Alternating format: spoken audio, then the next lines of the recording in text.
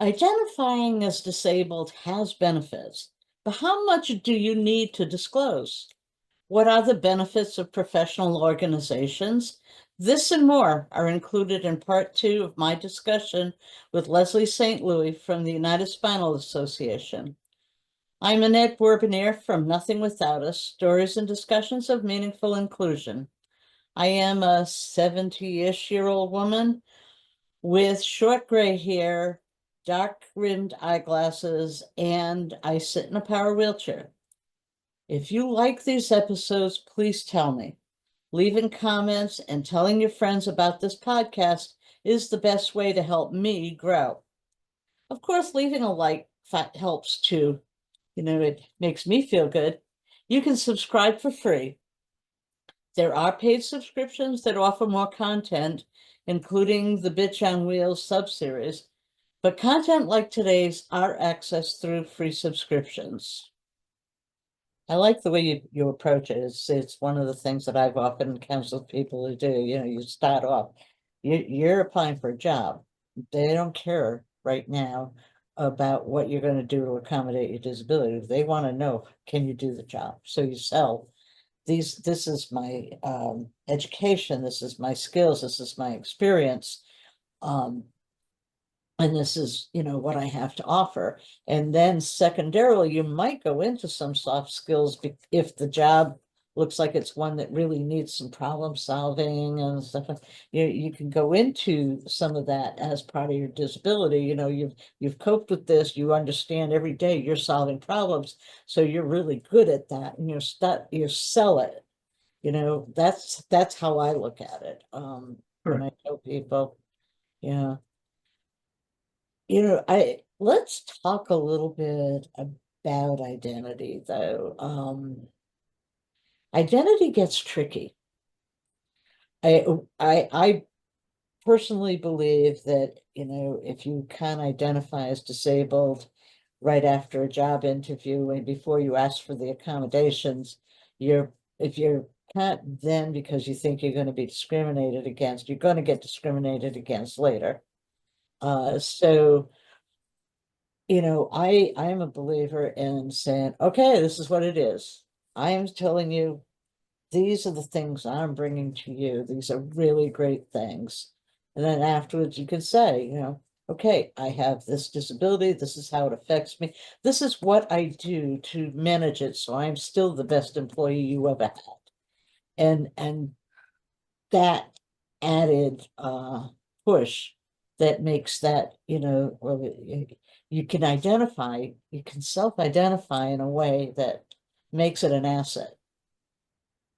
At least that's how I try to approach it in my life. Accommodations are just the tools you need to do the job. Exactly. So that's the and that's why it's very important Yeah, that people understand that you're explaining or you are articulating the tools and processes that you need to perform the essential functions of that interview or right. that job the best Yeah, of your ability. yeah, Um, and that has that and your level of diagnosis or disease or anything right, of that nature is not part of the conversation, generally speaking. Now, some right, companies do require, or there is a process that if there's an extensive accommodation, that they may need some medical documents, right, but generally speaking, that's not the case in my experience. right, Um, so it, but it's really case by case. So it's right. not one size Yeah, fits all. right. So for me, for many years, I worked in the healthcare industry. Um, and, I just ignored the concerns that I had, their concerns. I sort of just did my job, period, did my job. Asked for little things just to be in more reach or something like that. And I didn't want them to be, yeah, I was new at this. It was also pre-ADA, let me tell you. So, and I was, but, it didn't become a problem. And then I've spent the last, since the mid 18, since the mid, not 18, since the mid 80s. No, I'm not that old, but yes, not that old. But since the mid 1980s, I've been self-employed. So, that kind of eliminates that. I have done employment for a university. I'm kind of a on-demand employee for one university that where I got my master's, but I'm not there all the time. But for myself, I've always managed to get what I really needed. Uh, but I have seen that, when people are hesitant, identify is one thing, explain every detail is another. And I guess that's what you're saying there. You don't need to know what level, what year, how did it happen. That doesn't matter. What you need to know is what I'm bringing you, and if I do need some accommodation as a tool to do the job well, like you needed a parking place, or a friend of mine needed to have a copy machine moved, those kinds of things are, you have a right, and it should not be complicated for an employer, because most accommodations are what, under $500 for an individual. Um, unless you don't have a bathroom that's usable, then you got a problem, but um, but otherwise, the tools to do the job. So I always tell people you can identify as disabled, but you don't have to identify everything. And I like that your approach on that. It seems pretty clear cut. And that whole organic peer mentoring that comes out of this, that's in the employer resource groups that you talk about. Primarily, I see it more evident in the resource group, simply because it's a less structured, Mhm. um, no, I shouldn't say less structured, but it's a more open conversation Right, yeah, versus the other programs. They're more set up for informational and I don't say lectured, but presentations. yeah, right, yeah, yeah, that makes sense. Yeah, but I have to tell you though, the other two programs, especially the work readiness program, being it's more of our older one of our older programs. Right, Um, when I say old, it's only a year old. yeah, But uh, not like so me, all just your program. Yeah, yeah.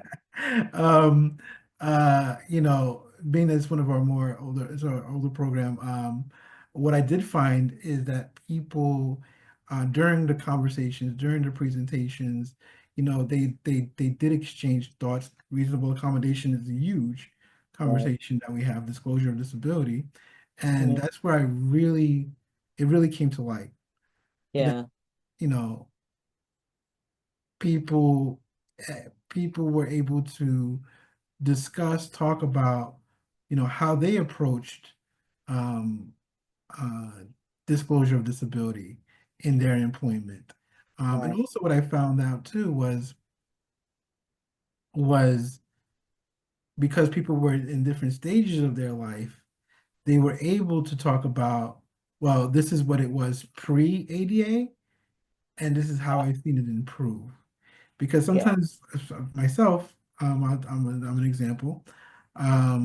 In my adult life, uh, uh, I don't know the difference between pre-ADA and today. yeah, So, yeah, so my perspective is different. So right, they were able. So for those who are like the system is still broken, or there's uh, still discrimination or yeah. stigma, it's very helpful to hear a person that predates ADA and says, um, What was what I was saying?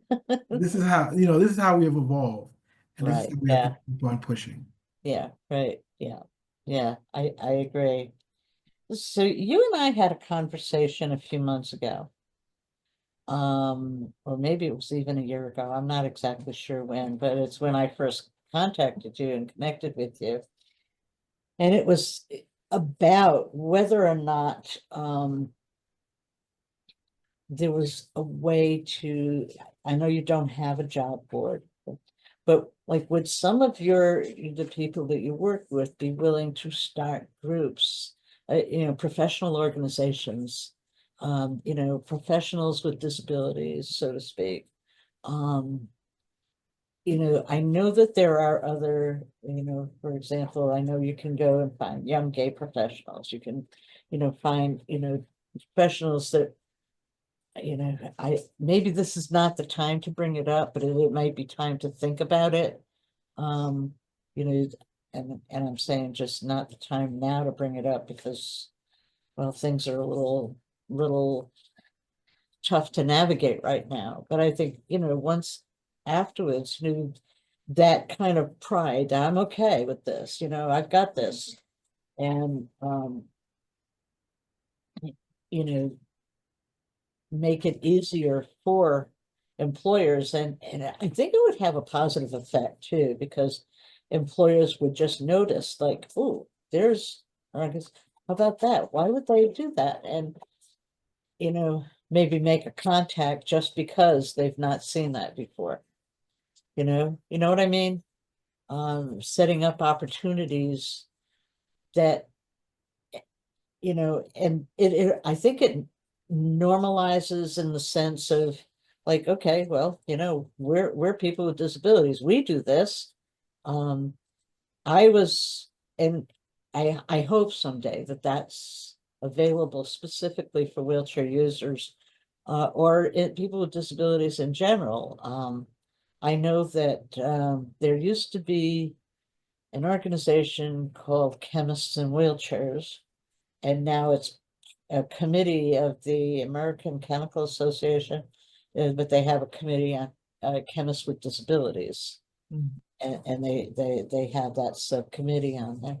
It'd be good to have that.